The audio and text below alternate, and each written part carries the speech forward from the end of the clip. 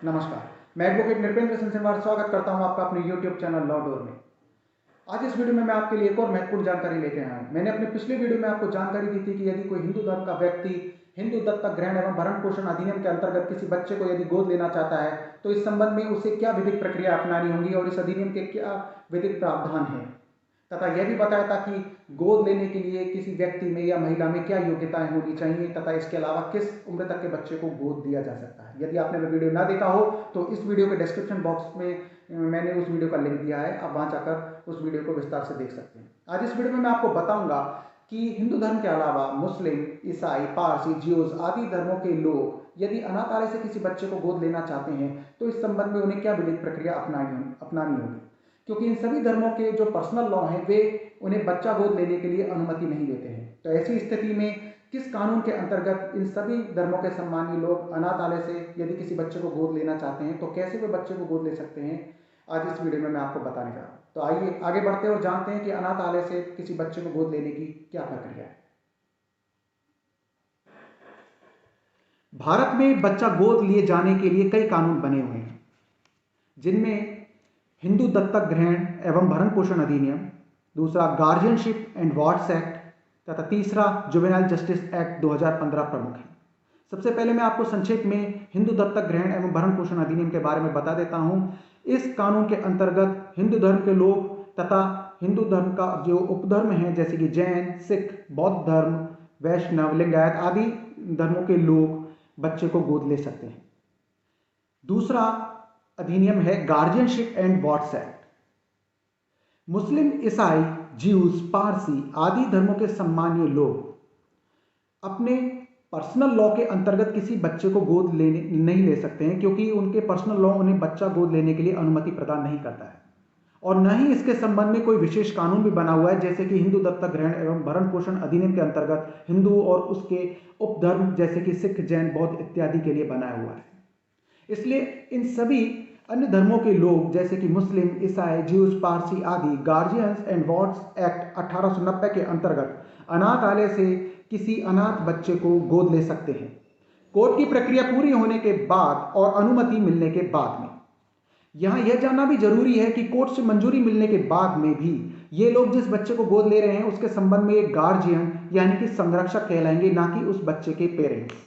इस अधिनियम के अनुसार जानने वाली एक मुख्य बात यह भी है कि ईसाई धर्म के लोग जिस बच्चे को गोद लेंगे वे सिर्फ उसके देखभाल, भरण पोषण करने का ही अधिकार रखेंगे और बच्चे के बालिग होने के बाद में बच्चा अपने माता पिता से संबंध तोड़ भी सकता है या अलग भी हो सकता है अगर वह ऐसा चाहता है तो।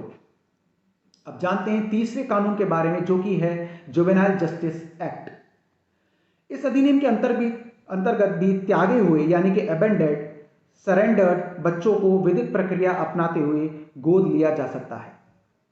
अब जानते हैं अनाथालय से किसी अनाथ या त्यागे हुए बच्चे को गोद लेने की प्रक्रिया के बारे में।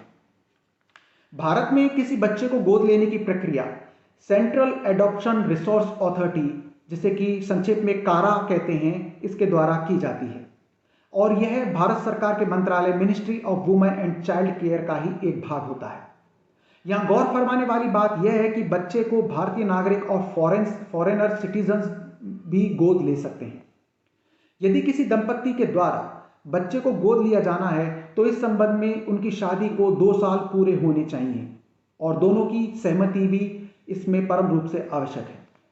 केंद्र सरकार के बनाए दिशा निर्देशों के अनुसार किसी भी अनाथ या त्यागे या छोड़े हुए बच्चे को या सरेंडर्ड बच्चे को गोद लिया जा सकता है, जैसे कि चाइल्ड वेलफेयर कमेटी ने फ्री या स्वतंत्र घोषित करार दे दिया हो। आइए जानते हैं किसी बच्चे को अनाथ या त्यागा हुआ या सरेंडर्ड कब माना या कहा जाएगा। अनाथ किसी बच्चे को तब बताया या माना जाएगा जब या तो उसके वैध माता पिता ना हो या माता पिता का पता ना हो।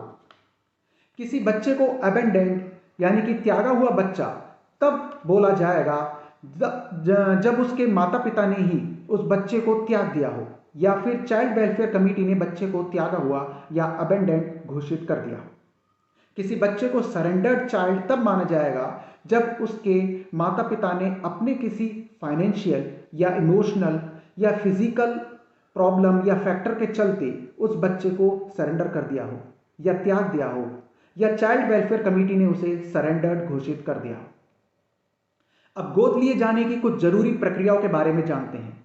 जब भी किसी चाइल्ड वेलफेयर कमेटी को कोई अबेंडेंड, सरेंडर्ड या अनाथ बच्चा मिलता है तो वह सबसे पहले उस बच्चे की संपूर्ण सूचना मय फोटो न्यूज़पेपर में या टेलीविजन में पब्लिश करवाती है, जिससे कि उस बच्चे के संबंध में यदि कोई उसके वैध माता पिता हैं तो वह समय पर उस बच्चे के संबंध में क्लेम कर सके। और यदि समय पर उस बच्चे के माता पिता के बारे में पता नहीं चल पाता है तो चाइल्ड वेलफेयर कमेटी उस बच्चे को गोद लिए जाने के लिए फ्री या स्वतंत्र घोषित कर देती है। कारा यानी कि सेंट्रल एडॉप्शन रिसोर्स अथॉरिटी के द्वारा बच्चे को गोद लेने के लिए कुछ महत्वपूर्ण दिशा निर्देश तैयार किए गए हैं, जो कि किसी बच्चे को गोद लेने के लिए माता पिता के संबंध में जारी किए गए हैं। माता पिता या दंपत्ति को कोई भी बच्चा गोद लेने के लिए फिजिकली, मेंटली और इकोनॉमिकली यानी कि आर्थिक रूप से स्ट्रॉन्ग या सक्षम होना जरूरी है। बच्चा गोद लेने वाले दंपत्ति या माता पिता को कोई जानलेवा बीमारी भी नहीं होनी चाहिए। यहाँ पर महत्वपूर्ण बात यह भी है कि जिनके पास 3 या उससे ज़्यादा बच्चे पहले से हैं वे बच्चा गोद लेने के लिए पात्र नहीं हैं, परंतु फिर भी स्पेशल सर्कमस्टेंसेस में उन्हें बच्चा गोद लेने के लिए अनुमति दी जा सकती है। एक सिंगल महिला किसी को भी यानी कि लड़का या लड़की को गोद ले सकती है, परंतु एक सिंगल मेल यानी कि पुरुष सिर्फ लड़के को ही गोद ले सकता है, लड़की को नहीं। जो भी सिंगल पेरेंट है उसकी उम्र 55 साल से ज़्यादा नहीं होनी चाहिए और यदि कोई दंपत्ति बच्चा गोद ले रही है तो दोनों की उम्र का टोटल 110 से ज़्यादा नहीं होना चाहिए। माता पिता किसी भी स्पेसिफिक या विशेष बच्चे की मांग इस संबंध में नहीं कर सकते हैं। सिर्फ लड़का या लड़की किसे गोद लेना है तथा उसकी उम्र आदि के बारे में बताया जा सकता है। फॉरेनर और एनआरआई के लिए इस संबंध में यानी बच्चा गोद लेने के संबंध में कोई विशेष नियम नहीं है, परंतु कोर्ट के आदेश और सरकार के विशेष दिशा निर्देशों के अंतर्गत और गार्जियंस एंड वार्ड्स एक्ट के प्रावधानों के अंतर्गत वे बच्चा गोद ले सकते हैं। तो यह थी जानकारी कि अनाथालय से बच्चे को कैसे गोद लिया जा सकता है। ये आपको कैसी लगी मुझे कमेंट बॉक्स में लिख के जरूर बताइएगा तथा मेरे चैनल को आप ज़्यादा से ज़्यादा सब्सक्राइब जरूर करें। इस वीडियो को भी आप शेयर जरूर करें जिससे किसी जरूरतमंद के काम आ सके। तो मिलते हैं एक और नई कानूनी जानकारी के साथ अपने अगली वीडियो में। नमस्कार।